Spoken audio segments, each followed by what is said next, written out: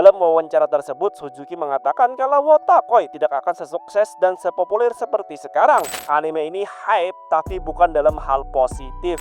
Sedangkan Chainsaw Man Rise Arcs benar-benar memang dibuat untuk format bioskop.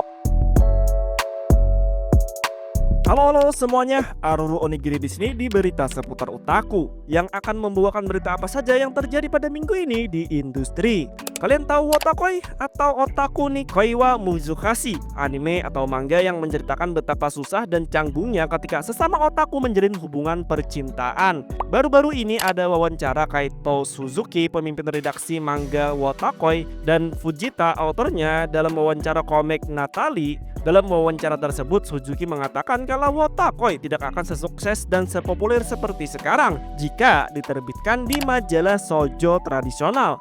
Suzuki mengatakan itu bukan tanpa alasan. Dia berpendapat kalau Wotakoi tidak cocok dengan format shoujo manga tradisional. Kita tahu kalau karakter-karakter di shoujo manga biasanya memiliki sifat-sifat yang penuh gula, manis, apalagi heroinnya. Para karakter sering terlihat dengan ekspresi yang berbunga-bunga dan penuh kilauan, seperti Aoharu Ride atau Kimi ni Todoke. Nah, sedangkan Wotakoi, menurut Suzuki, para karakternya sangat tidak shoujo. Ekspresi para karakter terlihat dibuat berlebihan dan terkadang adanya perkataan yang sangat tidak cocok jika diucapkan oleh heroin manga shoujo pada saat itu. Bisa dibilang formatnya terlalu edgy pada masanya.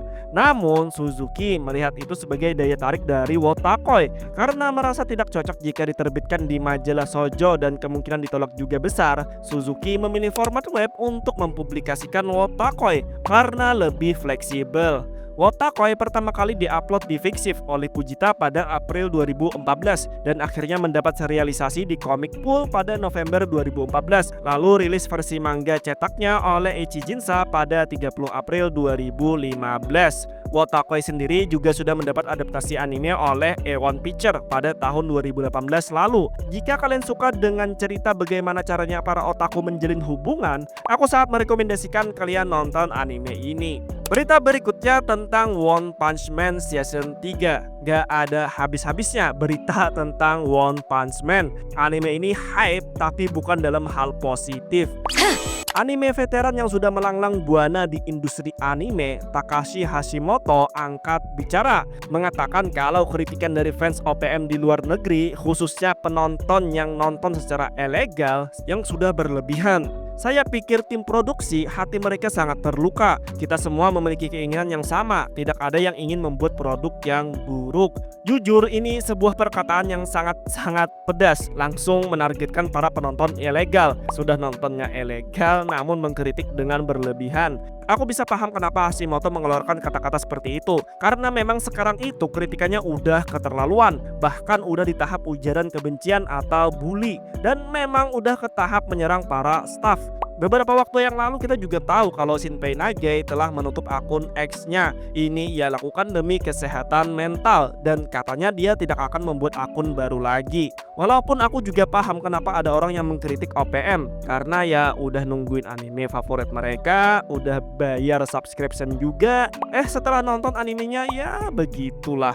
Jadi aku bisa paham kenapa mereka memberikan kritik, tapi aku tetap tidak setuju jika sudah di tahap yang berlebihan sampai menjadi toksik dan mengeluarkan ujaran-ujaran kebencian. Sebenarnya para staf yang mengerjakan OPM kasihan juga. Mereka cuma mengerjakan sesuai dengan source yang diberikan. Industri anime itu walaupun kelihatan wah di luar dan menghasilkan banyak uang, kenyataannya gaji para animator yang bekerja itu enggak sewah kelihatannya. Gaji mereka itu udah enggak seberapa. Jam kerjanya juga panjang, walaupun enggak semua. Ini juga yang menjadi penyebab pekerjaan menjadi animator itu bukanlah pekerjaan idaman di Jepang. Kemungkinan besar mereka yang bekerja sebagai animator di Jepang memang orang-orang yang memiliki passion di bidang ini. Jadi ya kritik boleh lah, boleh banget. Karena dengan kritik kita bisa menjaga standar anime tidak menurun. Tapi jangan sampai berlebihan. Jangan sampai malah ujaran kebencian yang keluar dari ketikan dan mulut kalian.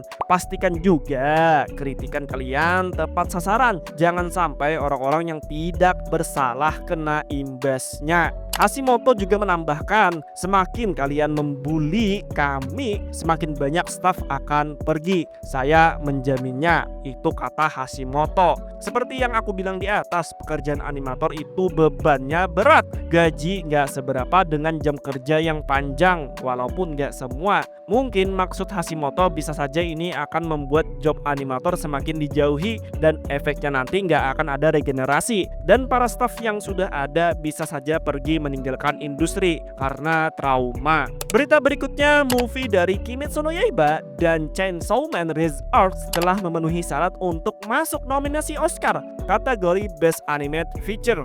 Ya, kita tahu sendirilah betapa laku kerasnya dua anime tersebut di bioskop dan banyak orang yang memuji keduanya. Pendapatan mereka gak bisa diremehkan, terutama Kimetsu no Yaiba Infinity Castle yang menjadi anime movie Jepang dengan pendapatan terbesar dalam sejarah. Aku sendiri nggak nonton keduanya, tapi kalau berdasarkan review yang aku dengar, Chainsaw Man Rise Arc punya kemungkinan besar untuk masuk nominasi daripada Kimetsu no Yaiba karena Infinity Castle kata mereka lebih cocok untuk dijadikan series daripada film di bioskop. Sedangkan Chainsaw Man Rise Arc benar-benar memang dibuat untuk format bioskop. Tapi belum tentu juga, bisa saja keduanya lolos atau tidak lolos masuk nominasi karena masih ada kurasi. Ada 35 judul animasi yang memenuhi syarat. Di antaranya ada K-pop Demon Hunter dan juga Zootopia 2. Di antara 35 judul itu cuma 5 di antaranya yang akan masuk nominasi. Oke, itu aja berita minggu ini. Kalau ada tambahan atau kesalahan pada informasi yang aku bawakan, silahkan koreksi di kolom komentar. Jika kalian suka konten-konten seperti ini, jangan lupa like dan subscribe channel Seputar Otaku. Biar tidak ketinggalan update, kalian bisa ikuti media sosial Seputar Otaku di @seputarotaku